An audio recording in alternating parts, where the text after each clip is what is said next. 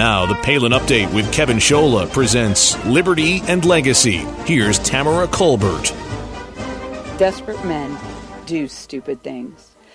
Our American values are under assault at every turn. Muslim terrorists trying to kill us. Hillary Clinton lying, cheating, stealing anything she can to amass power. Obama stealing our money through environmental reparations and stupid global warming. Democrats trying to steal our guns, and now the GOP elite are trying to steal the Republican presidential nomination because they are scared of Trump, Carson, and Cruz. I am mad as heck, and I hope you guys are too. We have some choices here.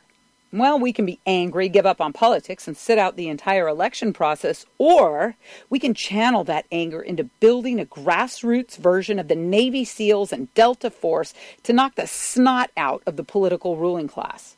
Sitting out the election process, I don't see it as an option. It just means that you are as big a part of the problem as those in D.C.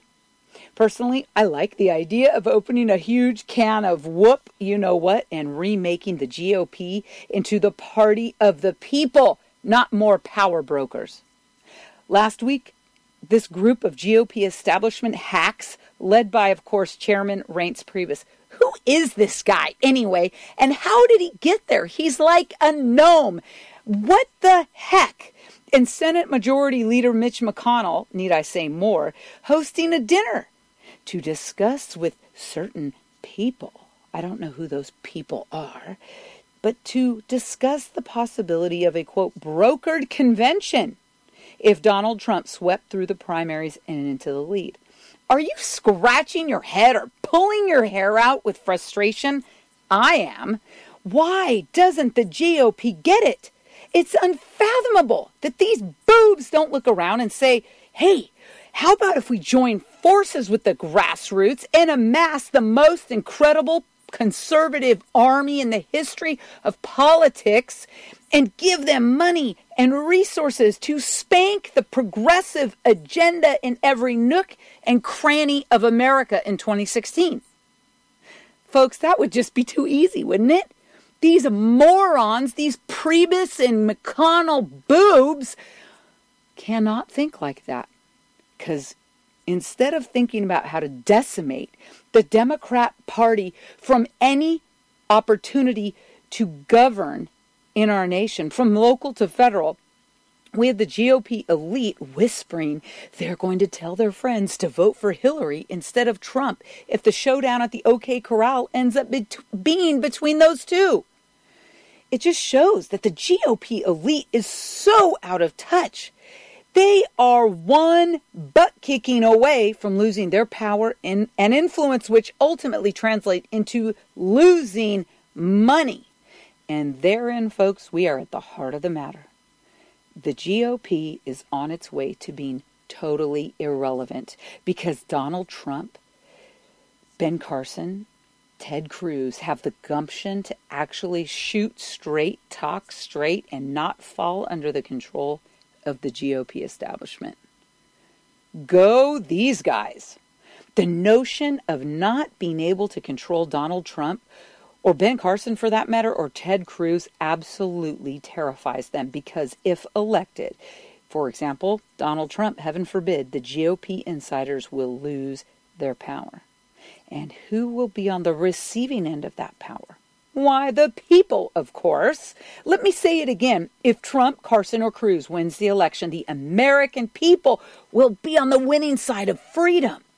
Trump, who has spent a minimal amount of cash on the entire process so far, and doesn't have to, because he leads the headlines all day long.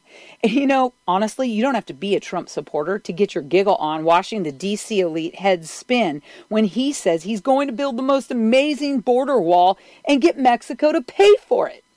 Oh my gosh, Tea Partiers and liberty-loving Americans have been talking about that for years.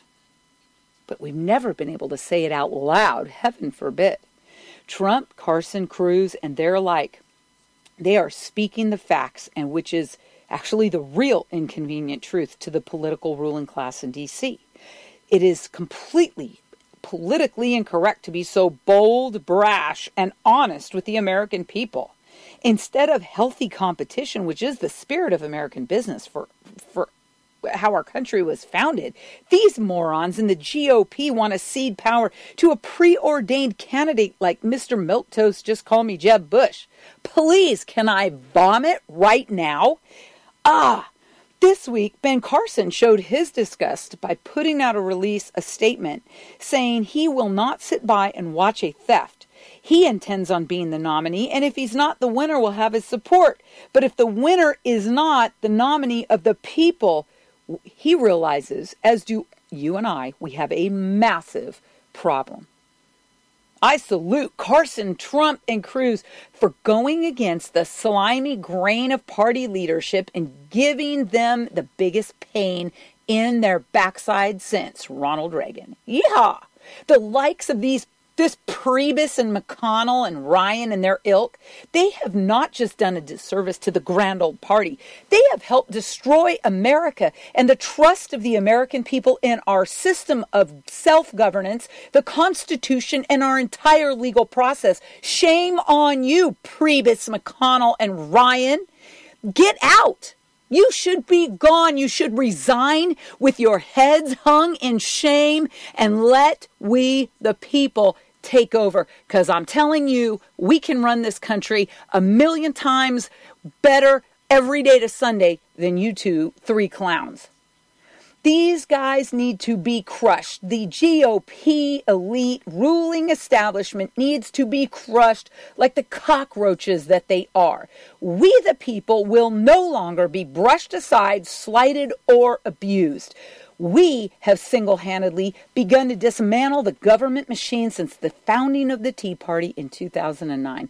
We will not stop. We will not surrender. We will not relinquish our hold on this nation till we give a pink slip to everyone who doesn't revere the Constitution and support unconditionally the rule of law and the strict adherence to the original intent of this founding document. So my question to you guys this week is, which candidate do you think during his or her inaugural address will be most likely to tell the American people that their first job as president will be to dismantle the Washington machine with the people's help, to put the true power back where it belongs to the American people in their states?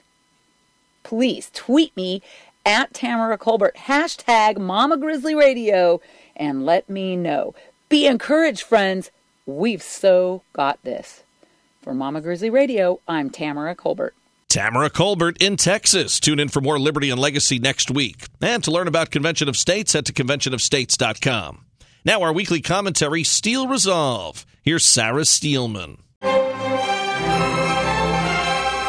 Thanks, Kevin. While the world is focused on the horrible tragedy in San Bernardino, the IAEA and the UN produced its final assessment on the nuclear status of Iran. As expected from those of us who have known all along the deceptive tactics of Iran, the report said that, quote, Iran did not provide any clarification, close quote, on their military facility at Parchin with respect to testing nuclear components. In fact, and again I quote, the information available to the agency, including the results of the sampling analysis and the satellite imagery, does not support Iran's statements on the purpose of the building. Gee, what a surprise. The report goes on to say the agency assesses that the extensive activities undertaken by Iran since February 2012 at the particular location of interest to the agency seriously undermine the agency's ability to conduct effective verification. This apparently makes no difference to the Obama administration, who is willing to lift sanctions despite the fact that Iran stonewalls the UN and isn't even willing to sign this horribly flawed agreement. It appears that this is consistent behavior with the Obama great pretender doctrine on foreign policy. It is a game of charades. Hear no evil, see no evil, speak no evil, and therefore there is no evil. This is Sarah Steelman for Mama Grizzly Radio. Tune in again next week for another segment of Steel Resolve right here on the Palin Update. The Palin Update, including Liberty and Legacy and Steel Resolve, is on demand and available for download. So just head to mamagrizzlyradio.com, pick the show you want to hear, and you can listen anywhere, anytime. Well, that'll just about do it for this edition of the Palin Update on Mama Grizzly Radio. Visit mamagrizzlyradio.com for continuing coverage of Governor Palin. Also like Mama Grizzly Radio on Facebook and follow on Twitter at Mama Grizz Radio, at Kevin Scholla, at Tamara Colbert, and at Sarah_Steelman. And I'm doing some writing for Breitbart News. Go to Breitbart.com and search Kevin Scholla. I want to thank Sarah Steelman, Tamara Colbert, and everyone here at Mama Grizzly Radio. Thanks to Dena Miller, and thank you for listening today. A special thanks to our sponsor, Narrowgate Security Agency. Visit narrowgate.com. The Palin Update is produced by Lena Anderson, the Andy L. Kramer, and Lori Ann Lewis. Please be sure to join us again next time for another edition of the Palin Update right here on Mama Grizzly Radio. I'm Kevin Scholla. Have a pleasant day.